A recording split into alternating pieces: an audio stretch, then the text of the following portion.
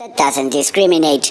After a weekend of home confinement, Madrid is now paralyzed by a nationwide lockdown that emptied the streets.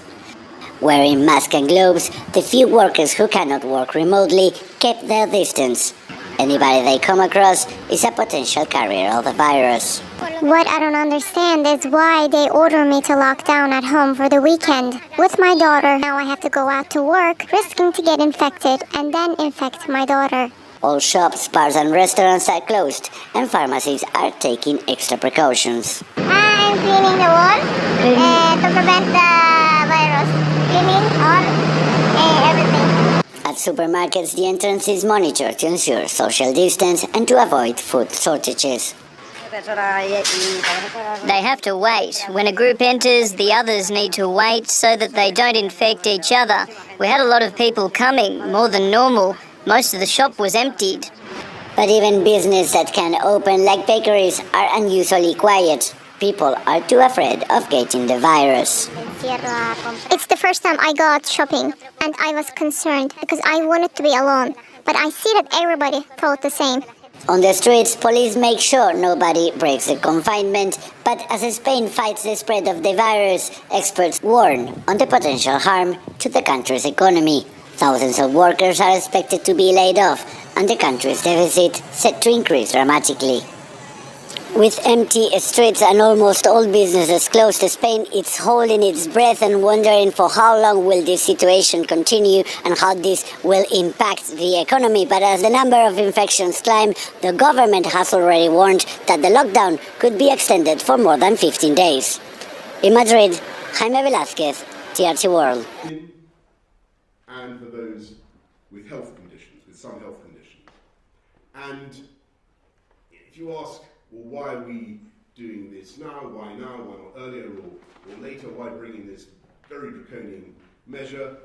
The answer is that we are asking people to do something that is difficult and disruptive of their lives. And the right moment, as we've always said, is to do it when it is most effective, when we think it can make the biggest difference to slowing the spread of the disease, reducing the number of victims, reducing the number of fatalities. And as we take these steps, we should be focusing on the most vulnerable. So third, in a few days' time, by this coming weekend, it will be necessary to go further and to ensure that those with the most serious health conditions are largely shielded from contact, from social contact, for around 12 weeks. And again, the reason for doing this in the next few days rather than earlier or later is that this is going to be very disruptive for people who have such conditions, difficult for them, but I believe it's now necessary. And we want to ensure that this period of shielding, this period of maximum protection, coincides with the peak of the disease. And it's now clear that the peak of the epidemic is coming faster in some parts of the country than in others. And it looks as though London is now a few weeks ahead. So, to relieve the pressure on the London health system and to slow the spread in London, it's important that Londoners now pay special attention to what we're saying about avoiding non-essential contact and to take particularly seriously the advice about working from home and avoiding confined spaces such as pubs and restaurants. Now, lastly, it remains true, as we've said in the last few weeks, that risks of transmission of the disease at mass gatherings, such as sporting events, are relatively low. But obviously, logically, as we advise against unnecessary social contact of all kinds, it's right that we should extend that advice to mass gatherings as well. And so we've also got to ensure that we have the critical workers we need that might otherwise be deployed at those gatherings to deal with this emergency. So from tomorrow, we will no longer be supporting mass gatherings with emergency workers in the way that we normally do.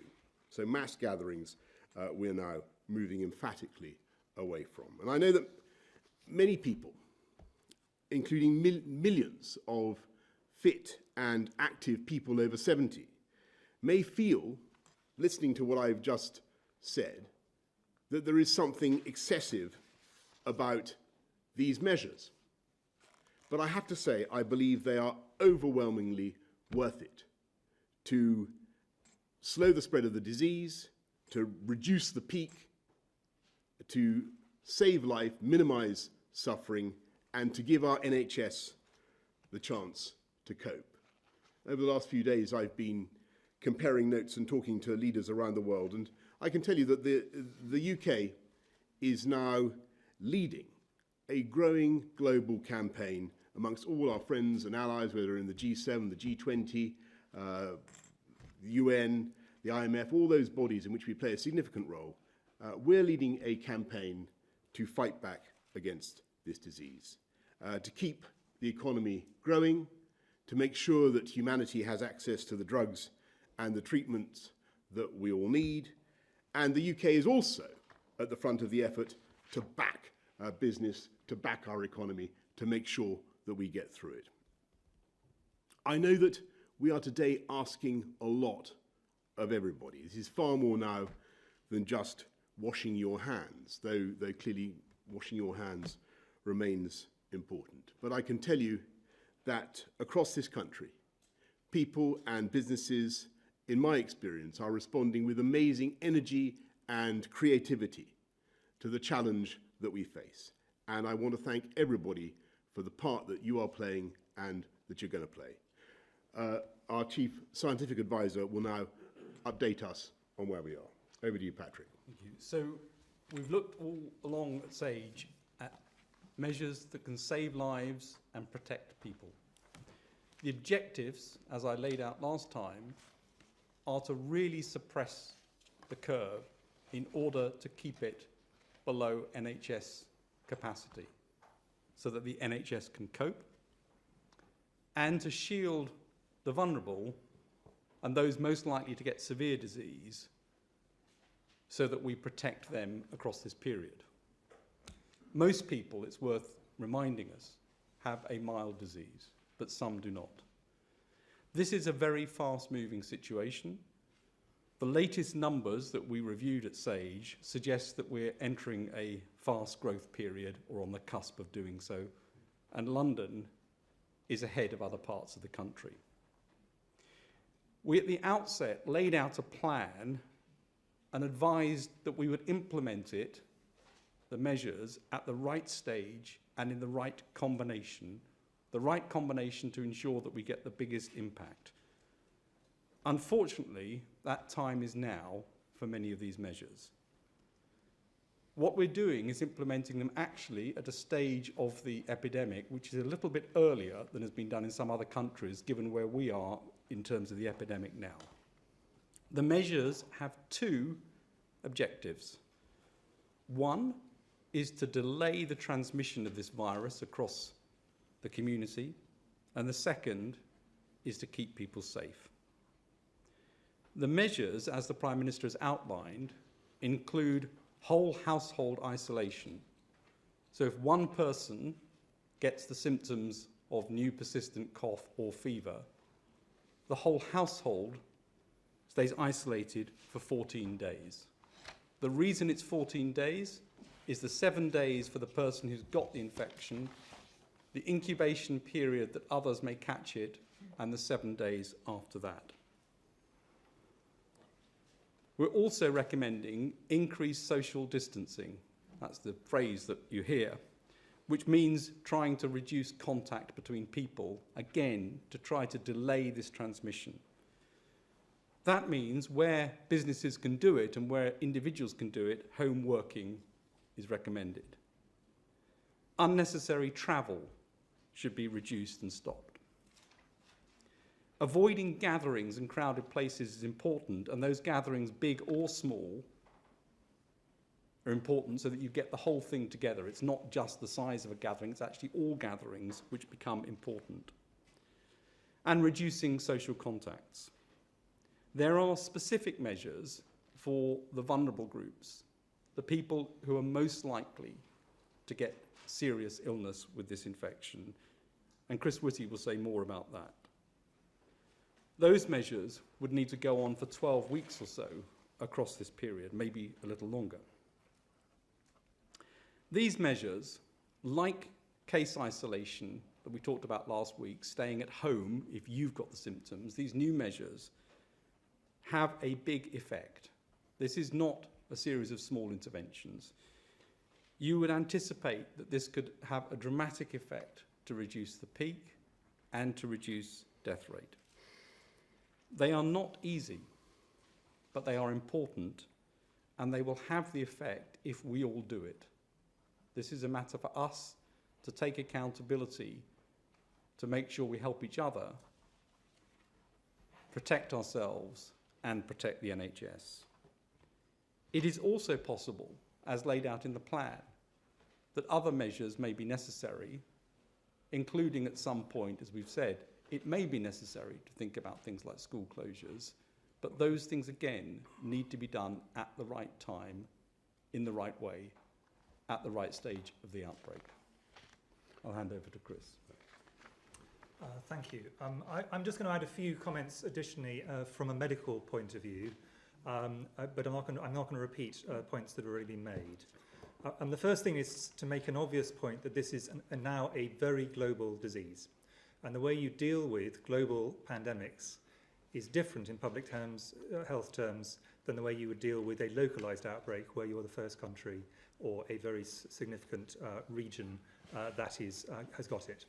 And the second point is the obvious point again, that in this country, this disease is now accelerating up the curve, but it is still at a low level, but it will accelerate up now really quite rapidly.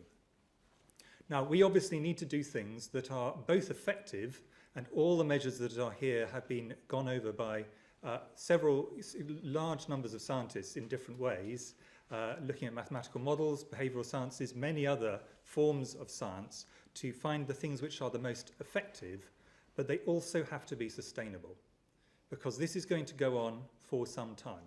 And I think we should not be under any illusions that if we just do this for a couple of weeks, that is sufficient. This is going to have to be a prolonged period. Now, for any individual person, let me start off with the most cheery point about this. For any individual person, the chances of dying from coronavirus are actually very low. Some people will not get the infection, and many of the measures we're doing at the moment will help with that. Some people will get it and will have no symptoms at all. They won't even realise they've had it. Of those who do have symptoms, the majority will have either a mild disease or a moderate disease, meaning they can easily manage it at home without having to go to the NHS directly or indirectly in any other way. But obviously, a small minority, but a significant one, get significant disease requiring hospital care. A small proportion of those will go on to need intensive care, and sadly, some people will go on to die. And as we've discussed before, the overall mortality rate looks as if it's a bit less than 1% on current data, but that's without knowing how many people get the disease asymptomatically. But we know some people get it. Now, we also know that older people are at greater risk, and that is widely known. But it is important, I think, to stress that being old does not necessarily mean you'll get it worse. And actually, there was a rather nice article by my minister, Nadine Dorries, who actually explained when she had coronavirus, her mother, who caught it from her, had it more mildly. So it's not a necessary fact that older people will necessarily have it worse. So you might say, why with a disease where we have such small numbers at the moment and which the great majority of people are going to recover from, and most of them will have a mild or non-noticeable disease, would we want to do anything at all? And the reason is this acceleration. And our overall aim and our single aim is to reduce death rates and the numbers of people who might die as a result of this. But I think it's important to recognise, and the reason I'm explaining this is so people understand the logic of what we're doing, that there are broadly three groups of deaths and other impacts on health we need to consider. There are the direct deaths, which are caused by the coronavirus disease itself. with good medical care. Tragically, a few people, the great majority of them in less good health, but not necessarily all, will pass away. There are, however, and this is really important, a significant number of other deaths which, if the NHS became overwhelmed in any of the 4 nations, if the intensive care units got to the point when they were overwhelmed, then people would die from indirect deaths because they did not have the ability to get medical care. And a lot of what we are trying to do is trying to reduce the chance that those indirect deaths might occur. And then the third possibility, and it is an important one for us to consider, is that some of the measures we are doing will undoubtedly, or could have, negative impacts on people's health themselves. So there are negative effects of what we do to try and combat the coronavirus. One of the reasons we were very keen not to go in advance of need was because of those negative facts, and I'll come on to one of them later on. Now, just to explain where the different things fall into this, the very profound changes in terms of social distancing that the Prime Minister laid out, which are going to be very difficult for people to maintain over a long period of time and will have very significant social effects, do have the capacity significantly to pull down the peak of this infection wave and therefore make it easier for the NHS and particularly the ventilation support to be able to cope with the wave that is heading its way. So that is really critical. People who do this, who restrict their social gathering, are doing things to protect the NHS, to allow the NHS to treat both people with coronavirus and people who have other things as well. It has an overall effect on the NHS. This is the second group of things which the Prime Minister has laid out, are those things that we want the quite large group of people who either are over 70, possibly quite healthy or very healthy, over 70 but over 70, or who are younger than 70 but have a significant health condition, and this is mainly in adults. We want them to take even greater care, because this is in addition to making sure that they don't end up helping fuel the epidemic themselves. It means they do not have to go to hospital, which is good for the NHS, but most importantly, it reduces the risk that they will catch the virus, particularly at a time when the NHS is under strain. This is absolutely critical. And the group of people who we want to take this advice particularly seriously are older people above 70, people who in adult life would normally be advised to have the flu vaccination. So these are people with chronic diseases, such as chronic heart disease or chronic kidney disease. And also as a precautionary measure, because we are early in our understanding of this virus, and we want to be sure, women who are pregnant. And those 3 groups are the groups we want to take particular care to minimise their social contact, which will, of course, will have very significant risks for them. And later on, we will be giving very shortly, a much more specific list of an even smaller group of people who have very profound health problems. They all know they've got very profound health problems. For example, people who might have advanced myeloma or leukemia, things that significantly affect their immune system. The final bit that is being talked about today is, in addition to what we've previously talked about, is the 14 days stay at home. If one person in the household has symptoms, the whole household stays at home. Now, there has to be some common sense around this. If there's a very vulnerable person in the household, for example, people will need to take that into account. We'll need to think, people need to think through the practicalities of their own position. But the reason for this is because they are helping to stop it be transmitted onto the rest of the community. And these people, the trouble is, if you actually are in a household with someone who's got coronavirus, there is a reasonably high chance you will be infected and will go on to get this. So this is, in a sense, something people are doing to help protect the rest of society. We do want to stress that the great majority of these people will have mild or moderate disease. They don't need to contact the NHS. They can use the NHS online service. There's very extensive information there. We really would encourage them not, if they have mild or moderate disease, to phone 111, because the service we need to protect for those who are in greatest need. But, really important to stress, if anybody's health starts to deteriorate significantly, then they should phone 111 or contact the health services in the way they usually would. So this is, if people deteriorate, we want to make it clear they should then do so. Finally, I just want to make a point on behalf of my other CMOs for all 4 nations. We are enormously proud of what our colleagues in the NHS and public health have done so far to delay this and to do so in a safe way. And enormous amount of work has gone on to do that. The next few weeks and months are going to be extraordinarily difficult for the NHS in all 4 nations. We know that our colleagues will rise to this challenge, but we know it is going to be very hard indeed, but we have enormous faith in them. Thank you very much. Well, thank you very much, Chris. Well, I want to thank both Chris and Patrick immensely for all the work that they've been doing over the last few weeks and months. And I know it's a big imposition, but we're going to be making sure that we give daily updates to you. Well, I do think that would be valuable, so that we can have, as I said from the beginning, as much transparency as possible, and really try and show our working and our thinking as clearly as possible to the British public. Questions now, please. Vicky Young, BBC. Prime Minister, looking at these measures, can I ask you about enforcement? Are you closing theatres, pubs, restaurants down as of today? And a particular question which we've had at the BBC, lots of questions about care homes.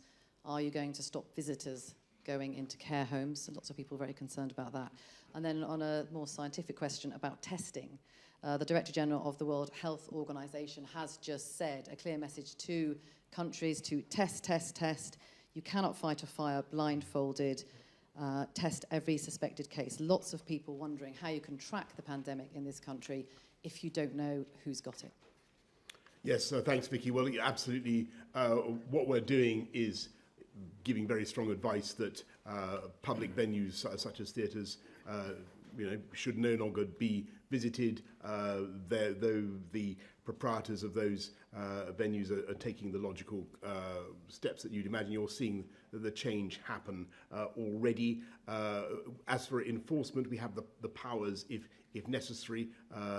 But I don't believe that it will be necessary to use those powers. When it comes to care homes and visitors to care homes, you can take it from what we've just said about avoiding all unnecessary contact for those particular groups. Really strong advice that we're giving to people to avoid unnecessary contact with the over 70s, those with particular health conditions. Absolutely, we don't want to see people unnecessarily visiting care homes. Shall I answer the testing? Yes, and on the testing, yeah, absolutely. So, of course, we completely agree with the Secretary-General that testing is absolutely critical. And within the UK, we have 3 levels of testing at the moment. We have testing in intensive care systems, which is across the whole system, is a complete surveillance system.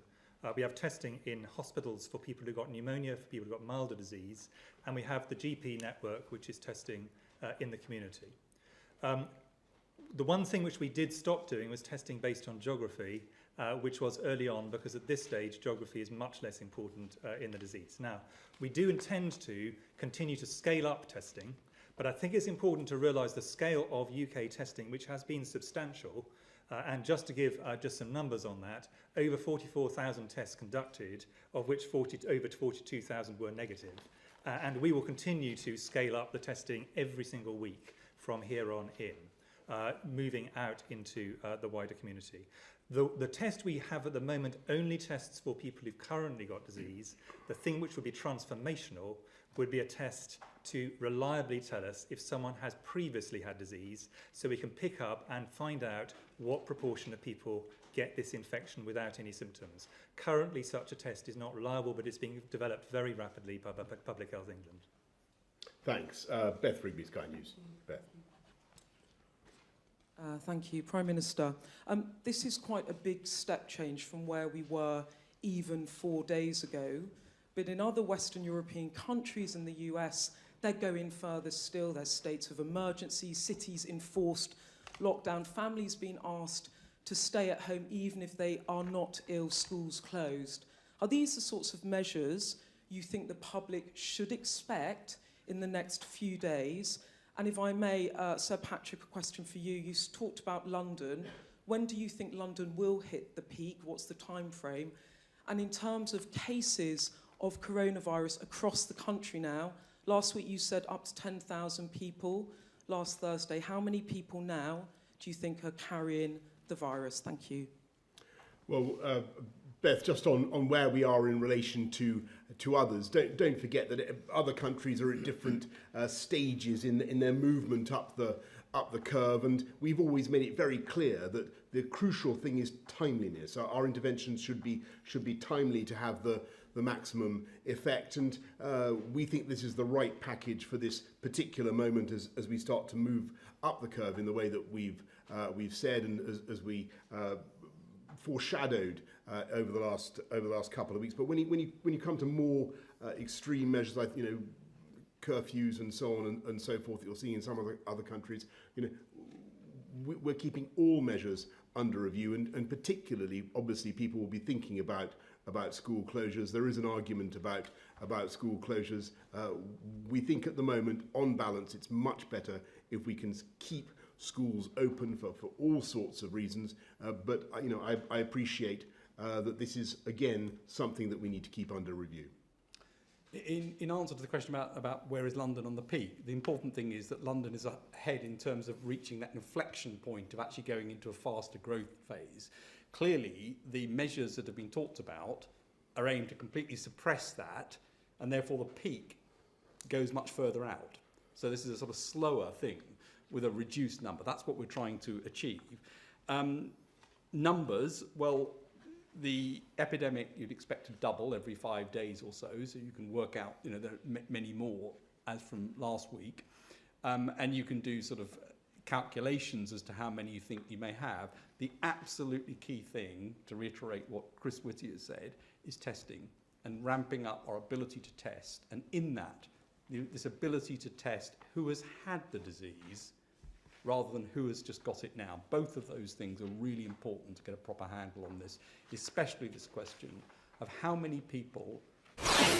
Former President Obama is urging Americans to show their thanks to the medical professionals who are putting their lives on the line to fight the coronavirus. The former president tweeting, quote, "We owe a profound debt of gratitude to all our health professionals and everybody who will be on the front lines of this pandemic for a long while. They're giving everything. May we all model our own behavior on their selflessness and sacrifice as we help each other through this," unquote. President Obama was responding to a series of tweets from an epidemiologist who is also a mother of a 3-week-old and whose husband has to isolate himself from the family because he is treating coronavirus patients. Joining me now is that new mother and epidemiologist, Dr. Rachel Patzer, Director for the Center for Health Services Research at the Emory University School of Medicine. Doctor, thanks so much for joining us. You're on maternity leave. As everyone who's watching can see, you have a 3-week-old. You also have 2 other young children. What's life like for you right now? Well, it's a new normal for me. So I have the baby that is keeping me up all night, and I'm feeding her every 2 to 3 hours, and trying to homeschool my pre-K and first grader, and trying to do this by myself while my husband isolates himself in a separate area of our house. Your husband, as you mentioned, is an emergency room doctor. He's treating coronavirus patients. He's isolating himself in the garage to protect your family. That must have been a difficult decision, especially with such a precious angel, only 3 weeks old, not to mention your other 2 little munchkins. Right. Yeah, I think it was a difficult decision, but, my husband and I are really very privileged and fortunate to have a place in our house where he can move and separate himself, for us to really do our part in social distancing. And we recognize not everyone has that luxury to do that, but, really trying to listen to the public health advice to do this social distancing is really important. Healthcare workers, of course, can't really fully participate in that since they're, of course, going to the hospital and helping to reduce the spread of this virus. They're doing the opposite of social distancing.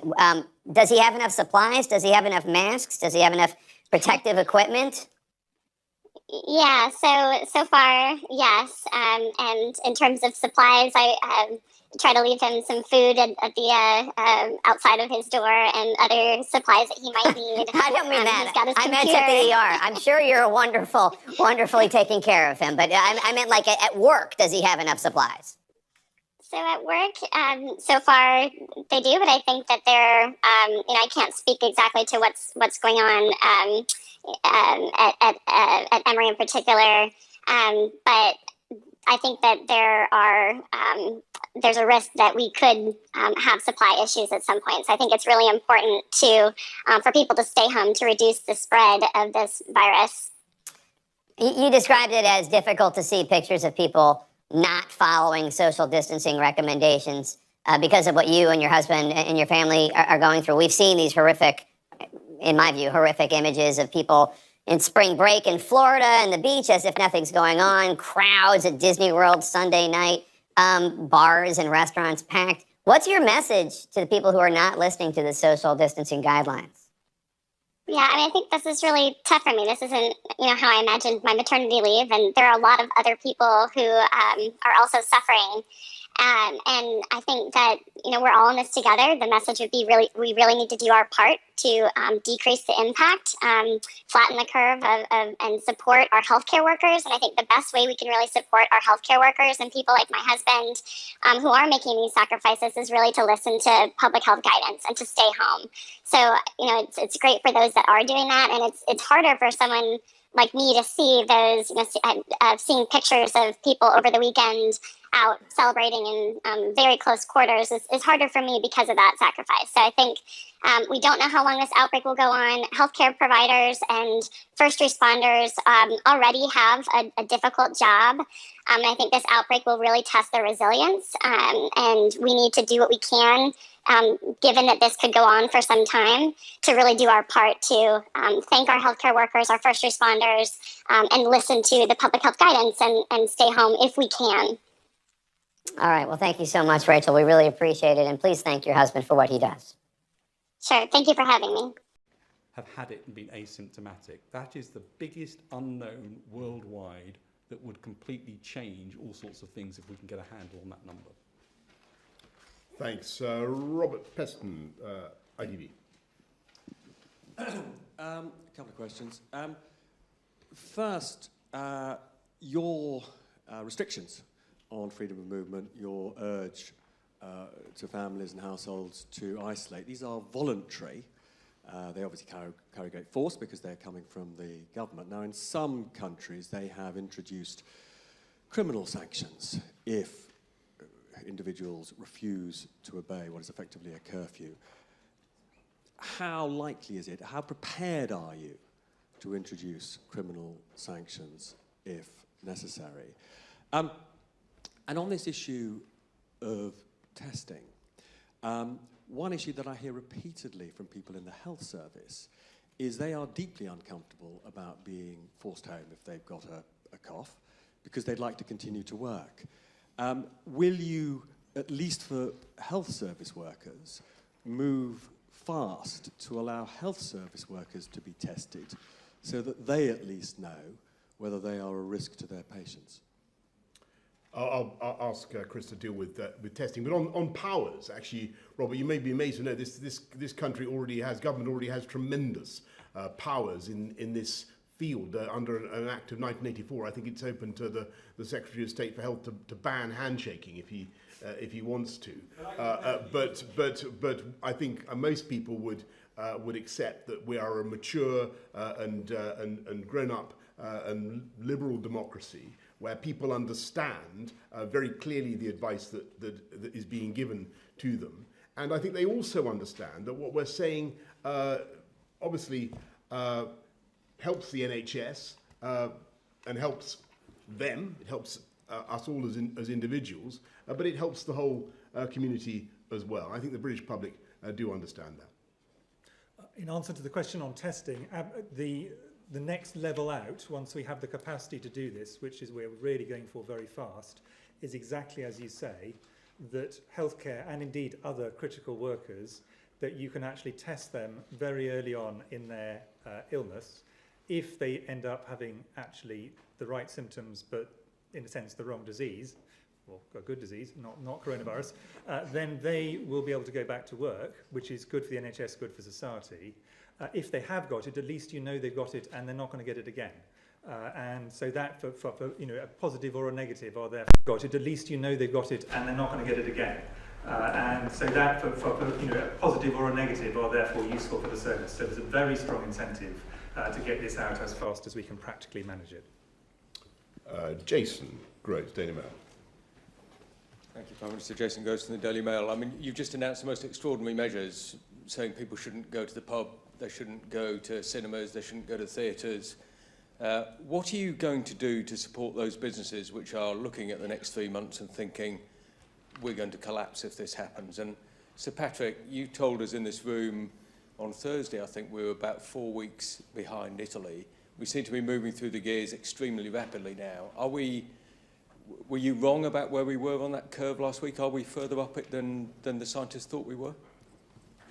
Well, first of all, Jason, you're absolutely right. This is going to be a very considerable challenge for businesses big and small.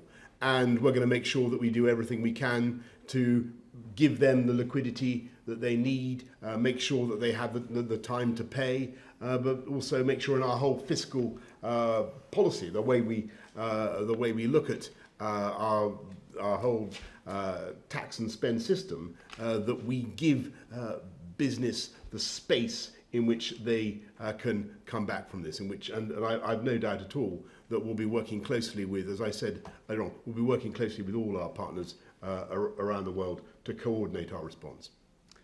In response to the question of where are we, at the early stages of an outbreak, the numbers are quite small, so actually the precision with which you can predict exactly where you are is low. And I said that I thought we were perhaps 4 weeks behind where Italy was. I think the new numbers suggest we're maybe more like 3 weeks in terms of that. And that's really why and importantly, it looks like we're on the sort of fast upswing or just about to get there. And that's the reason to want to come in quite quickly with these measures. Thanks. George Parker, Financial Times. Yes, George Parker from the FT. You're speaking to some of your G7 colleagues, Prime Minister, and you just mentioned the tax and spend issue. Do you think there's a case for a general global fiscal stimulus, leaving aside specific measures to help struggling businesses? The second question about the ventilators. How many ventilators do you think you can get into hospitals very quickly if manufacturers help you? And don't you regret not having started this process before? First of all, on the fiscal stimulus, I think there's a widespread agreement amongst colleagues in the G7 that we are going to need to make sure everybody has access to liquidity, and that if we do things jointly, then I think that the global markets will understand that we're all really operating in the same sort of fiscal framework, and I think we'll be much more successful that way. So there's a lot of work going on that, George. And on the issue of all types of medical equipment, perhaps what I can say is we've talked a lot in these discussions about what we're doing to flatten the curve, to squash the sombrero, to depress the graph of the growth of the cases, and of course that's going on. That's what we're doing today. But there's a parallel body of work which is equally energetic, which is devoted to making sure that the NHS has all the equipment that it needs. And I can tell you that huge strides are being made right now on delivering ventilators, testing kits, oxygen, everything that we think we'll need in the weeks ahead. Gordon Rayner. Thank you, Prime Minister. Gordon Rayner from The Telegraph. Prime Minister and Sir Patrick, last week, Sir Patrick in particular was talking about herd immunity. We've heard today of a case in Japan where somebody has reportedly tested positive twice, having had it once, they've now got it again. Does that mean that herd immunity is now completely out of the window? Chris Whitty was saying just now, I think, that if you test people and they have had the disease, that means they can't get it again and they can go back to work. Are you absolutely sure about that in the light of what we've heard today from Japan? Do you want to answer the second one? So the first thing, just to reiterate, the objectives, and they've always been the objectives, is to make absolutely sure we flatten this curve, keep it below NHS capacity limits. That's the primary aim, and of course, to make sure that we save lives and protect the vulnerable. That's what we need to focus on. In any infectious disease, there are cases where people can catch something again. They're rare. There's nothing to suggest that this is a common occurrence in this disease, but we are learning as we go along.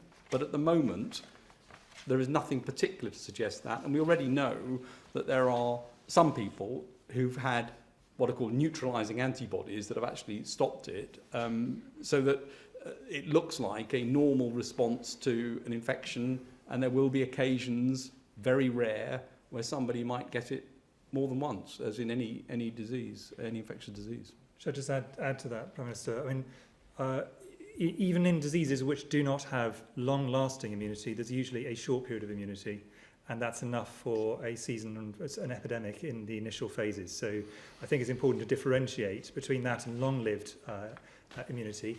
Of course, if people don't induce very long-lived immunity, that makes the idea of a vaccine less certain. So I think we need to be aware of that, and we'll be watching this very carefully. I think the final thing is, I haven't seen the details of this report. If people have got immunosuppression or various other things, they can make this more likely, but it's an involved area. And it's always worth stressing what I think we've said continuously, which is our objective, our overriding objective in all cases is to reduce suffering, to minimise the incidence of this disease and to save life. That's the absolute priority. Can I just make one other point, which is right the way from the beginning, we described 4 things, one of which was research. And research is unbelievably important in this, and the UK is outstanding at clinical science and the biological sciences that underpin this. And so the research in the UK is going to be an important part of tackling this and part of an important international effort to make sure that we get on top of this. Thanks. Tom Newton-Dunn. Thank you, Prime Minister. First of all, can you give the nation any form of indication how long this ban on social contact will last to prepare them? Should they prepare for a couple of weeks, a couple of months, the whole year? And secondly, in terms of the effect of the economy, obviously no blame intended, but clearly this has gone far further than the Chancellor might have thought last week, even when he was delivering his budget, which was predestined on 1.1% growth this year.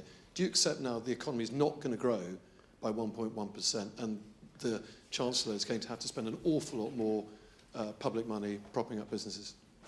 Look, just on the timing, I think I might defer to the experts on either side of me.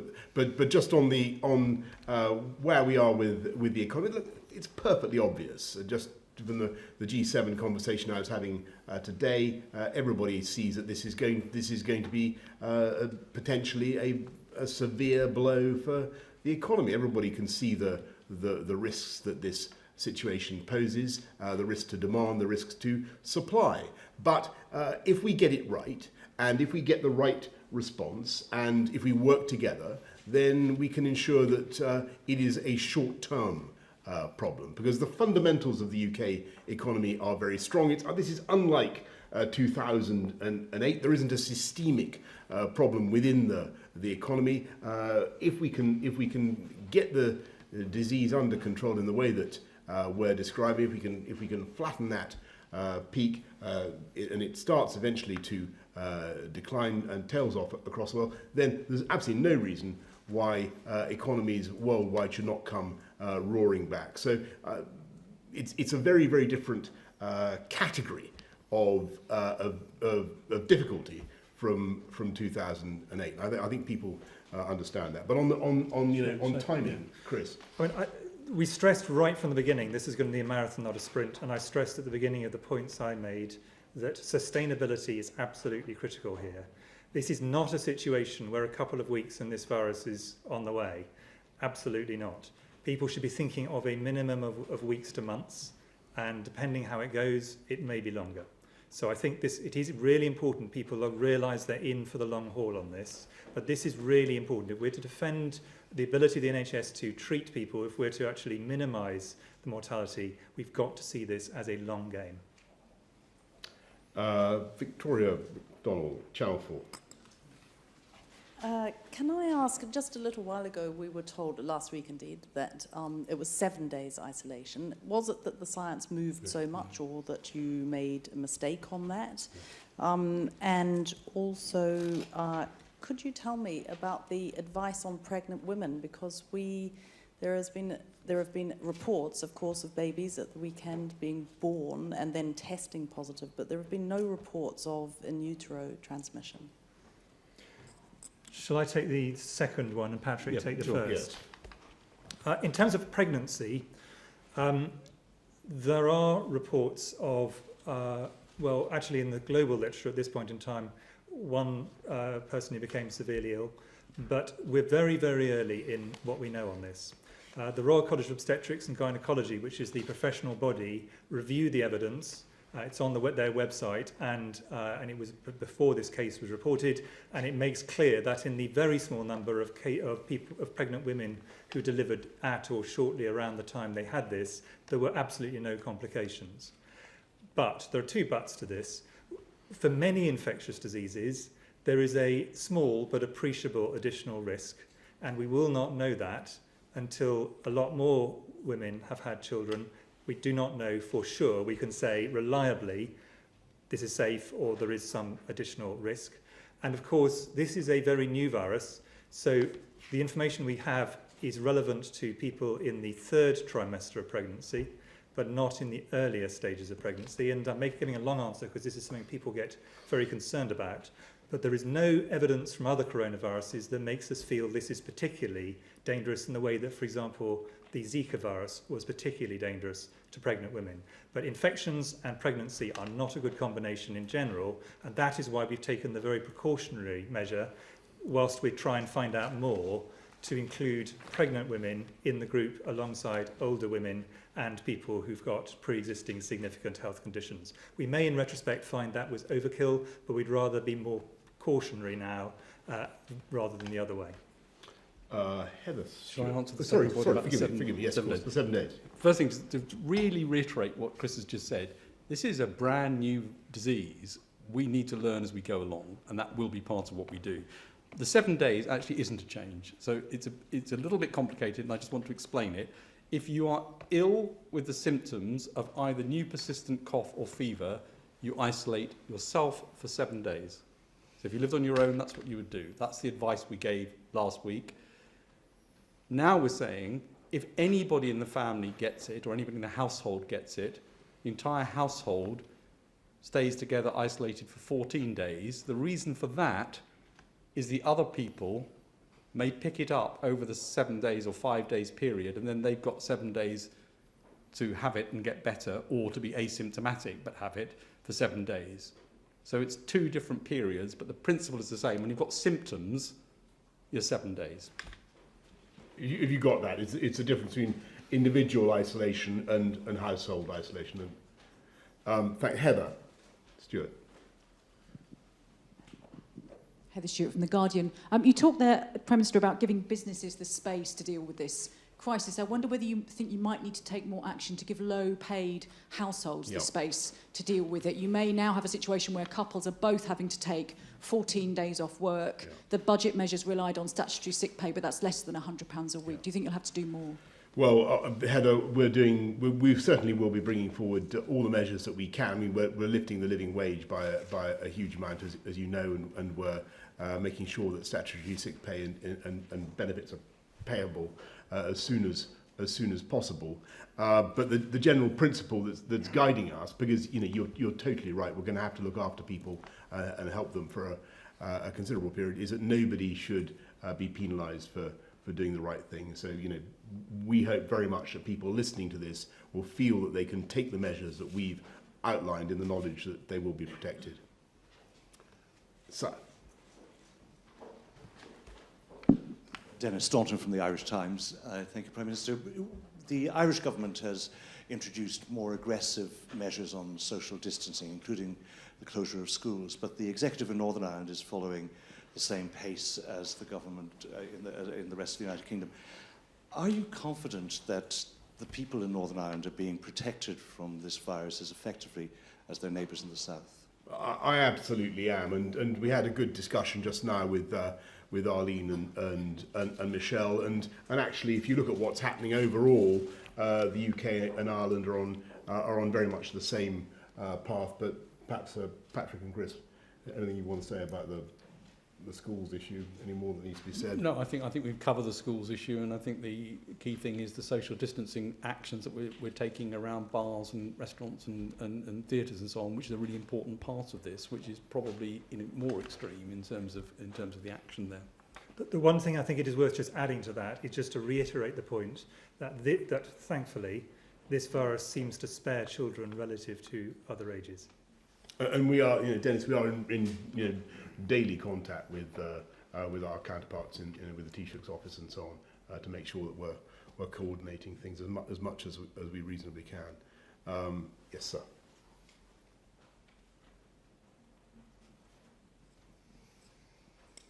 Thank you, Prime Minister. Michael Settle from the Herald. It's really important that you take the public with you on whatever you do. But do you think the UK government needs to try harder to be in lockstep with the Scottish government, because any perceived divergence of approach will not reassure the public that there's a unified approach? And I think it was Sir Patrick who said that London was ahead in the outbreak. Do you think, Prime Minister, that Westminster can stay open until July? Well, Michael, look, very good point about what's going on with all four nations. And actually, if you'd been at the Cobra just now, it was a very, very good discussion between us and all the other devolved administrations. Everybody's on the same page. Everybody can see the importance of the measures that we've outlined today. And on your point about Westminster, we will obviously be wanting to make sure that, as I say, that democracy carries on, that we protect our parliamentary institutions, but clearly those who are vulnerable, and lots of members of Parliament of both houses may come into that category, should receive the protections that they need. Prime Minister, should I just add that, just to reassure people, I speak to my counterpart chief medical officers in all four nations very regularly, often several times a day. They listen in on these SAGE discussions and contribute under Sir Patrick. And at a technical level, there's really, really strong determination to make sure we have a unified view and understand the technical issues together. And just on the parliamentary situation, there may be more to come on this. The Speaker and all parties and the Leader of the House of Commons are working together to find a way forward that achieves those objectives, protecting our democracy, ensuring that Parliament stays open, but obviously also protecting the groups we need to protect. Paul Wall. Paul Wall from HuffPost. Prime Minister, just to follow up on that last point you made, are you suggesting that all parliamentarians, MPs and peers who are over 70 should adhere to today's announcements? I take it you are. Or are they some sort of special category? And more importantly, can we be a bit more precise? We've had a lot of vague announcements today. I mean, you said, for example, people in care homes should not be visited, should not be unnecessarily visited. What does unnecessarily mean?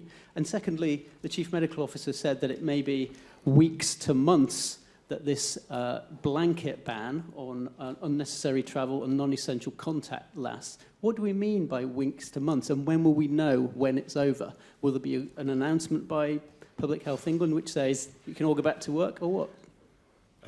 I'm going to, so in terms of your first question, Paul, about parliamentarians, you can take this as a universal announcement intended for everybody, and there are no exceptions. But Chris, on the precision of the advice, for instance, to people visiting care homes. So in terms of precise advice, we'll be putting on the website a lot of precise advice. I'm not going to go through every single one because we could spend the rest of the evening just going through one line by line. But it is a really difficult area. So let me be clear that how to protect people in care homes and nursing homes is going to be one of the most challenging things for every nation on this question, because of course they are vulnerable and they do have to move in and out of health services from time to time, and this is going to be not going to be an easy issue anywhere. In terms of the precision of the timing, this will really depend on how the epidemic curve plays out over time, but we're very confident that the minimum amount of time is going to be quite a number of weeks. And it'll then depend on how it plays out, and we'll obviously be coming back to be much more precise with people about how we feel this is going as time goes by. There's no point us, in a sense, putting a crystal ball in front of us and saying for sure it will be this number of weeks. But I just wanted people to feel that this is not a 2 weeks and we're done. This is a significant period of time. Okay. Yes.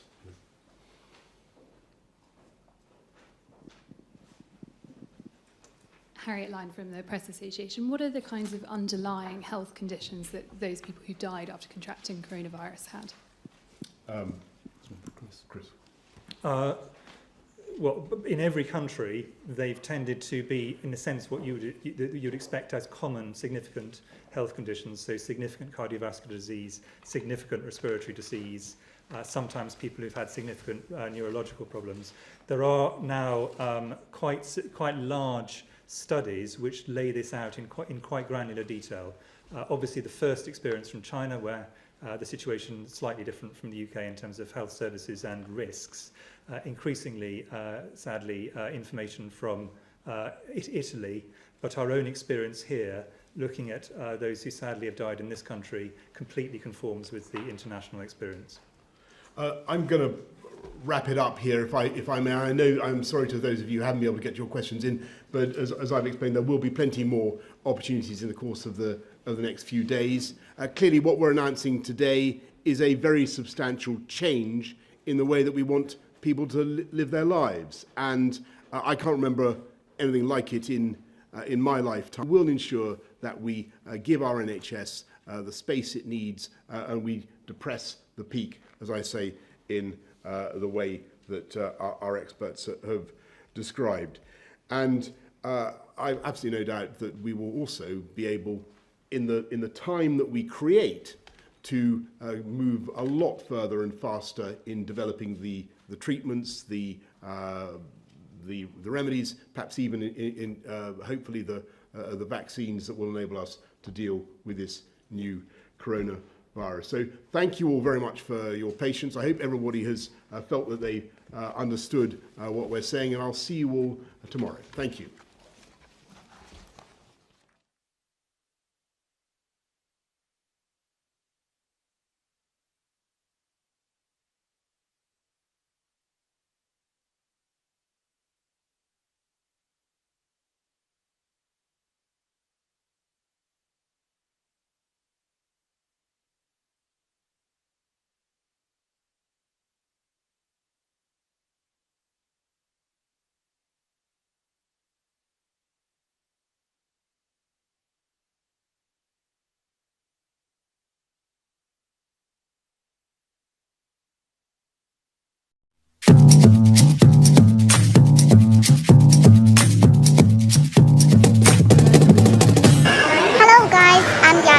Correspondent in Sydney.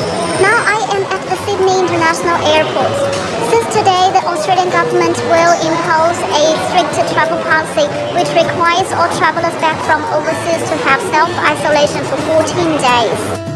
Since the outbreak of the COVID-19, the confirmed cases surged quite quickly in Australia recently, and a majority part of the confirmed cases are people who travel overseas and people related to them.